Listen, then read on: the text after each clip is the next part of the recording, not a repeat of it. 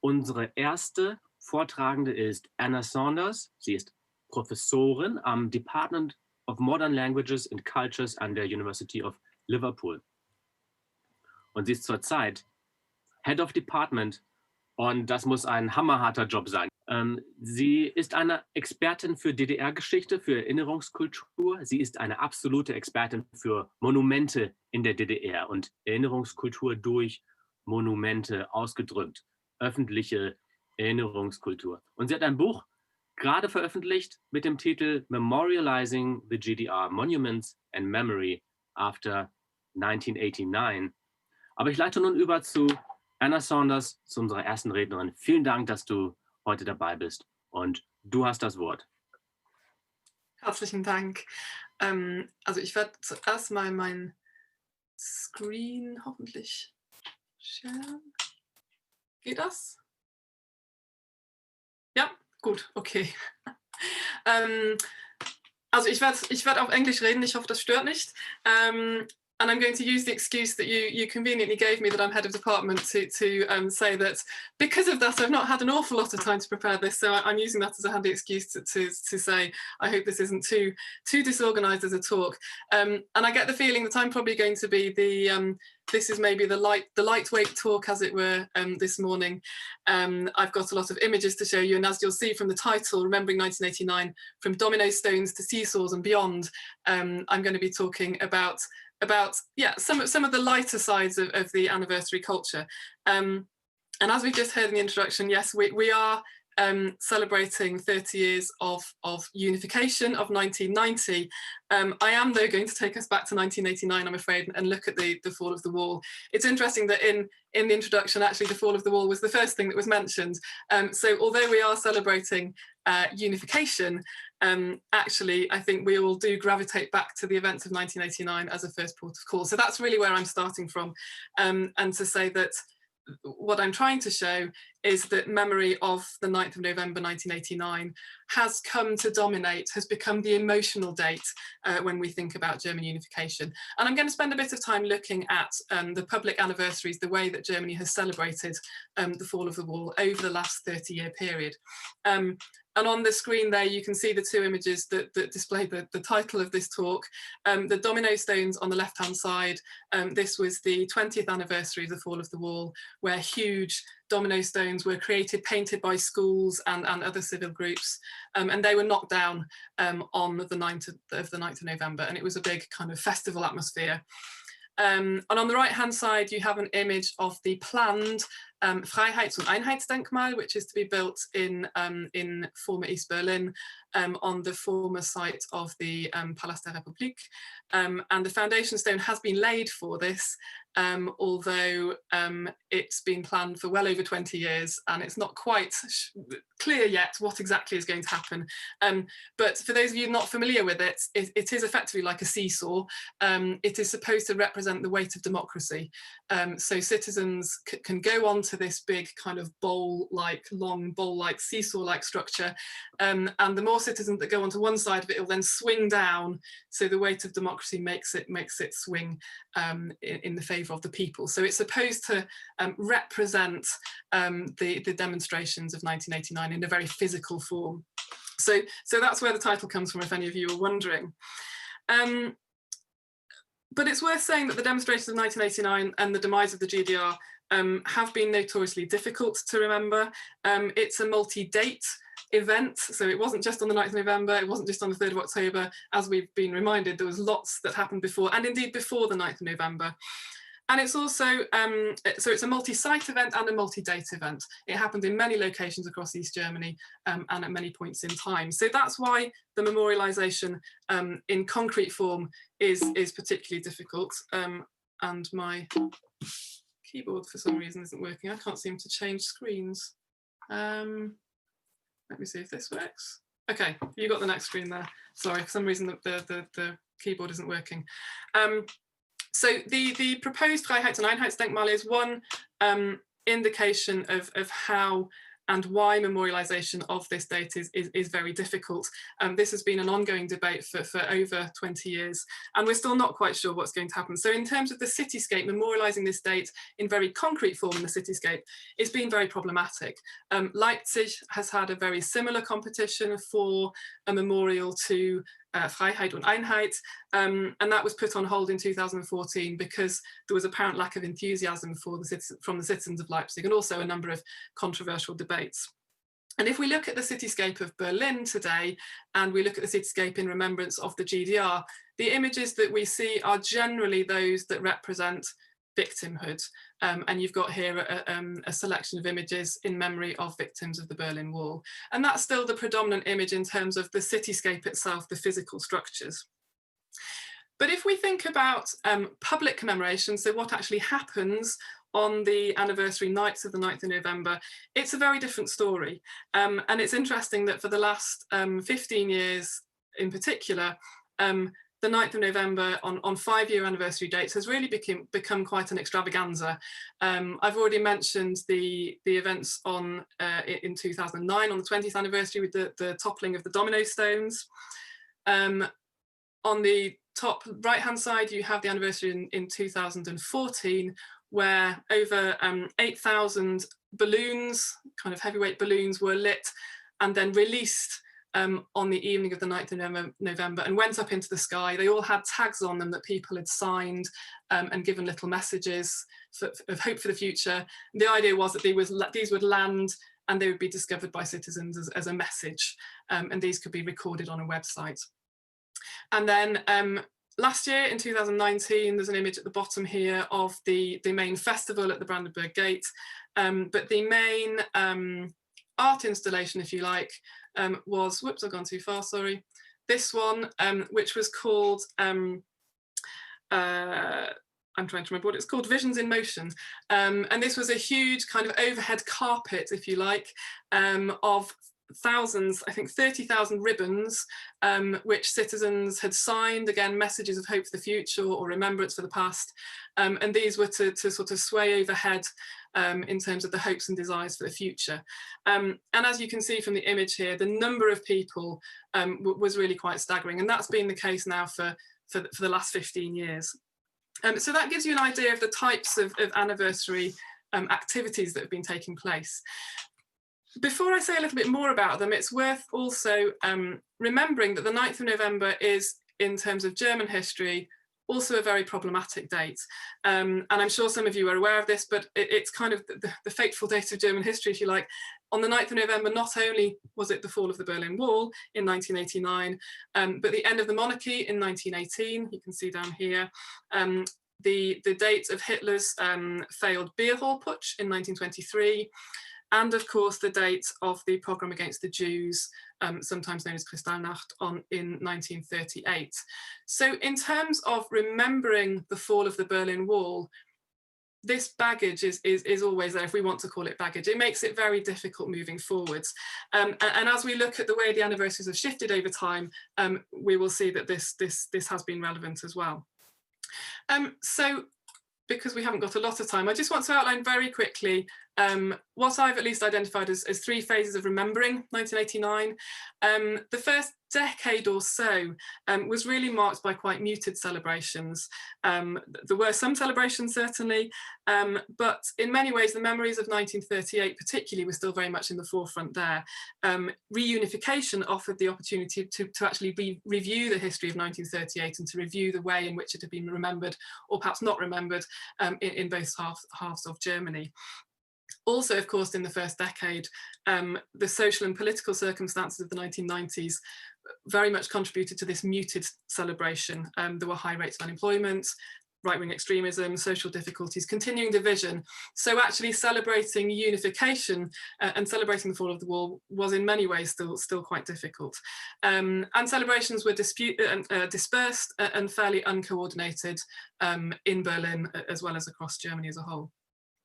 Then I've kind of identified a second period, a short second period from about 2004 to 2009, where there were increasing calls for centralised remembrance. And much of this was driven by the desire for a physical site in Berlin particularly, to remember the victims of the Berlin Wall. So the desire here is still one which wants to mark the cityscape in a physical way. And this was provoked by a temporary memorial at Checkpoint Charlie, where over 1,000 crosses were erected. But of course, this was not the site of death of 1,000 people. It was to mark victims that had suffered across the whole of the border regime. It was a very controversial memorial. I haven't got time to say too much about it now, but this spurred on the desire in Berlin, certainly, to find a central location to remember the victims of the Berlin Wall. And that did then happen at the Gedenkstätte on Bernauer Straße, which some of you may well be familiar with. And that now has become installed as really the central location for remembering victims of the Berlin Wall. And I'll come to show you some images of that in a bit. Once that had been developed, it seems to be that from 2009 onwards, once the site at Bernauer Straße had been fully developed, this seemed to pave the way for an increasingly centralised, and I've said here festivalised, way of remembering 1989. And I think the idea of the festival certainly links back to some of those images that I've shown you before.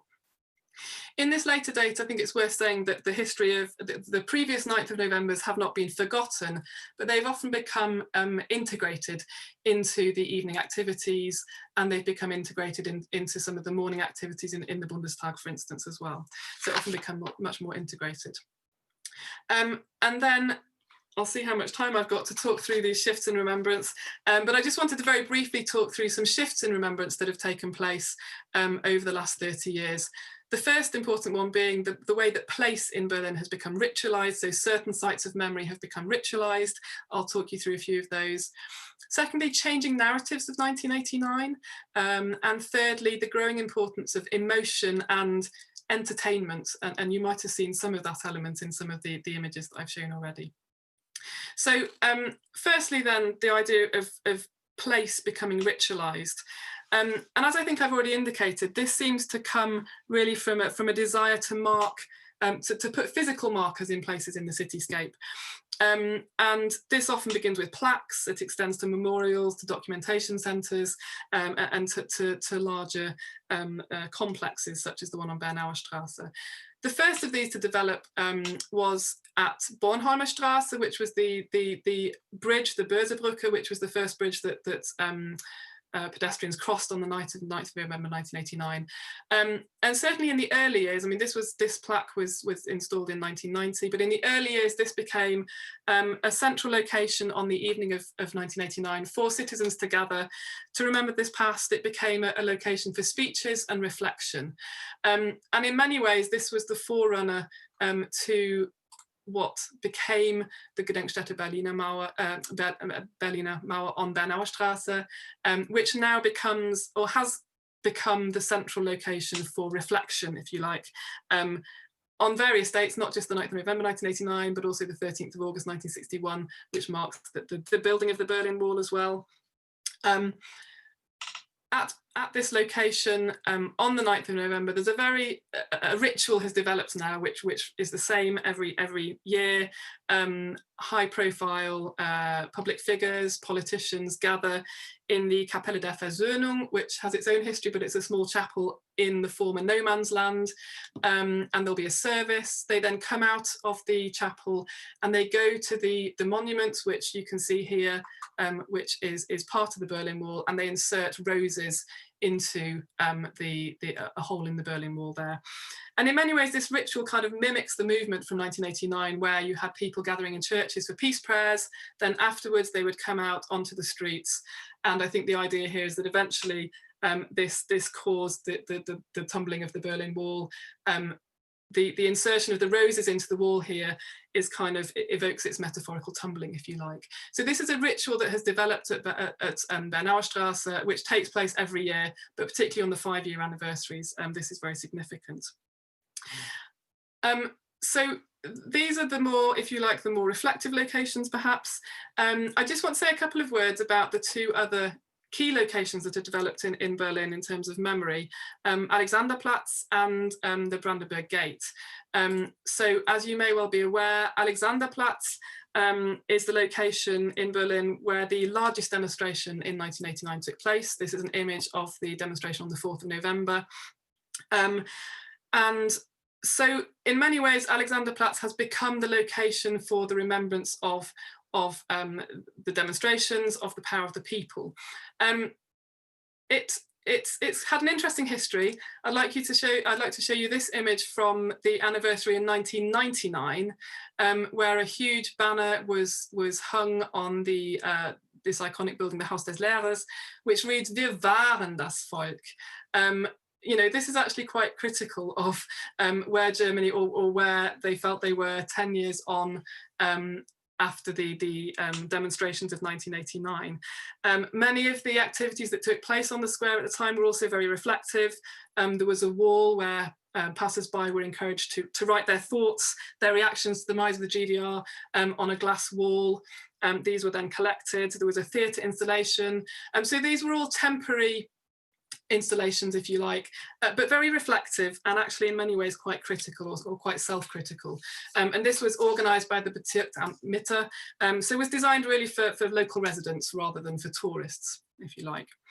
10 years later, Alexanderplatz was still the location where the revolution was remembered, the Friedliche Revolution, and it was the location for a huge open-air exhibition.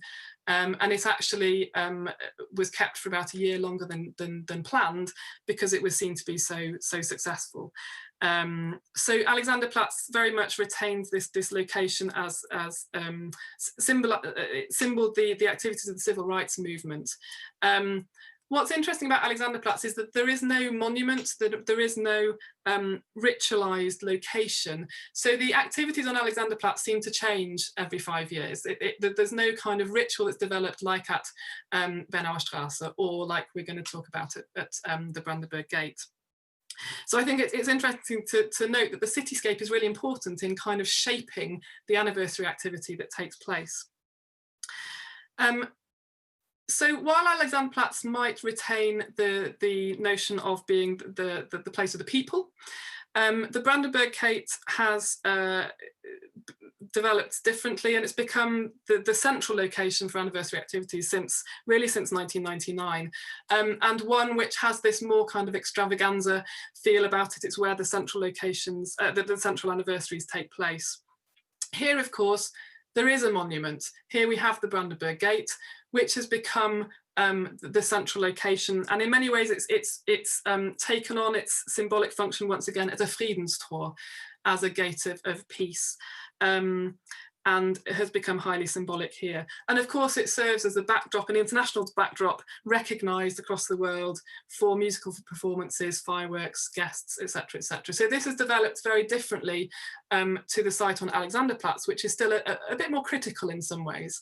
So that's an image from 2009. Here we have an image from last year where there was a huge globe where different images were projected onto it in front of the Brandenburg Gate. So the growing focus on the Brandenburg Gate signals, I think, several shifts in memorial culture, which relate to the narratives of 1989. And I'm seeing that I'm almost up at 20 minutes and I haven't finished at all. Shall I just very briefly mention, I'll very briefly go through what I see to be the main narratives. I'll keep this as brief as possible. So in terms of narratives of 1989, I think that there are three key ones that I've identified, and I will do this very quickly. One is the attempts, certainly in the last anniversary, seem to be showing a bringing together of the democratic and national aspirations of 1989. And I've shown the logo or the writing on the Freiheit und Einheitsdenkmal, Wir sind das Volk, wir sind ein Volk, are being elided here, are coming together. Now, of course, in 1989, these were very different movements. Wir sind das Volk, we are the people, not the SED, not the ruling powers, became Wir sind ein Volk, we want to be one people. But they certainly didn't exist, well, at the same time, and they didn't emerge at the same time. And many of these anniversaries seem to elide these two together, and the democratic and national aspirations of 1989 are joined together. On the other hand, I would say there has been a shift towards portraying a greater role of the people, or for people power, if you like. these are images from 2019 last year, where 7 different locations were chosen for big light displays on buildings and structures. And in many of these places, different individual voices came out. So there was much more diversification, much more of a role for individual voices. Schabowski, who did the fateful press conference here, is portrayed really as a forerunner for then many individual voices who went over to the West and who were interviewed that night. Significant here also is the change in terminology from die Wende, which was common parlance and still is often, but in all official anniversary materials, it is now die friedliche Revolution, okay, which places the emphasis much more on the people and the revolution, rather than the Wende being a term which was coined initially by Krenz, the short-time leader of the GDR, for the changes that were being created by the SED itself. And then the third narrative shift I've identified is one about international focus, the fact that these anniversaries are really focused outwards. These are, yes, about celebrating what the revolution achieved, but it's very much about Germany's place within the world and within Europe. And this quote from Merkel, I think, from 2009 is actually really significant, so I will read it out. Wenn wir heute in Deutschland diesen Tag feiern und heute Abend auch am Brandenburger Tor zusammen sind, dann ist das nicht nur ein Feiertag für die Deutschen, dann ist das auch ein Feiertag für ganz Europa, dann ist das ein Feiertag für alle Menschen, die mehr Freiheit haben, auch in Russland und in vielen Teilen der Welt. Wir sagen einfach Dank dafür, dass viele uns auf diesem Weg geholfen haben. So it's interesting here the way in which this is couched, that this is seen to be very much part of an international movement. I think I'm probably going to have to wrap up there. I can see maybe some signs that I should come to an end. I haven't totally finished. The only other thing I really wanted to say is that these big anniversaries are very much about popular participation. School children, international figures painting domino stones, people sponsoring the balloons to go up into the air, and last year signing the ribbons up. And so the idea is that citizens and visitors to the city become emotionally involved in what's going on through their participation, and this becomes a much more involved atmosphere than in previous years. I will wrap it up there for now. Hopefully that's given you a taste of the way that this seems to be developing into a kind of Freiheitsjahr. And yes, I'll leave it there if there are any questions. Ja, vielen Dank. Absolut faszinierendes Thema, über das ich nicht so viel weiß. So, ich hab viele Bilder, aber zu wenig Zeit. Hast du vielleicht eine Frage, die du gerne gestellt haben möchtest? Maybe you should ask you a certain question, because then you can raise it. No, go ahead. If anyone's got any particular questions, please go ahead. Anyone jump in anytime with your question. Just turn on your microphone. I didn't have an eye on the chat, actually. So, no, if you can, just turn on your microphone. You can ask in English or in German. Ich hätte nur eine Frage, ich habe den Anfang nicht mitbekommen. Das wird ja aufgenommen. Also ich unterrichte Deutsch. Kann man den Vortrag hinterher, wie kommt man an den Vortrag ran? Wir werden im Nachgang die Vortragenden nochmal fragen, ob sie damit einverstanden sind, und dann würden wir das möglicherweise zugänglich machen. Das wäre toll, danke. Ja, aber ich fand es auch sehr interessant. Ich habe letztes Jahr in der Erwachsenenbildung, wir hatten gefeiert den Fall der Mauer und Goodbye Lenin gesehen und so weiter, aber das finde ich sehr interessant. Danke. Ja, ich hätte gleich eine Frage, weil mich das Thema Erinnerungskultur auch seit langem fasziniert und verfolgt. Erstmal herzlichen Dank für die ganzen Details, die mir jetzt so in dieser tiefen Schärfe auch nicht selber bewusst gewesen sind. Obwohl ich quasi auch zu den Zeitzeugen gehöre, weil ich im Silvesterfeier 1990 direkt am Brandenburger Tor mit meinen Berliner Freunden gefeiert habe und wahrscheinlich auf vielen Fotos aus dieser Zeit abgebildet bin, ohne es zu wissen. Aber meine Frage ist, diese Entwicklung, diese Phasen und die Shifts in der Erinnerungskultur. Das kann man ja betrachten als eine Art Indikator für tiefer liegende gesellschaftliche oder politische Prozesse. Und meine Frage wäre, was sind die Driving Forces dahinter? Also hinter diesen wellenförmigen Bewegungen, hinter diesen unterschiedlichen Umgangsweisen mit diesem Ereignis der Wiedervereinigung in den unterschiedlichen Abschnitten. Also wie kommt es eigentlich zustande und wofür steht das, dass wir jetzt diesen Trend, so wie ich es hoffe, richtig verstanden zu haben, zu einer größeren Eventkultur und einer Festivalisierung erkennen können? Wofür steht das? Ja. Sehr gute Frage. Wie das zustande kommt, ist vielleicht einfacher zu beantworten als die zweite Frage. Es gibt eine Organisation und ich weiß, das ist Berliner Stadtmarketing. Also es gibt eine, ja, und die organisieren diese Festivals praktisch. Aber es gibt ein Gremium in Berlin und es gibt viele Mitbeteiligte, also viele, die dann beteiligt sind.